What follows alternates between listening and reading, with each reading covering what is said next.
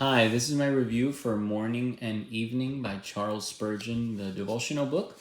It's a great devotional book if you've never read anything. This is my first any book content that I've read of Charles Spurgeon. I've heard of him, but just never owned any of his books. So I decided, well, let me check out a devotional since I wanted to get one, and I thought, well, I'll just check out his. So it's nice.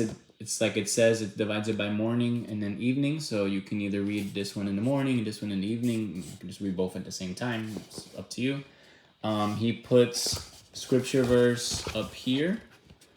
And then he has the date, of course, over here. Sorry. So it has the date over here. So you can literally just whatever day of the year it is, you can just read that day, or you can just pick whichever page you want. I mean, I don't really go through it by the day. Probably should. We'll follow the day of, whatever day and month it is.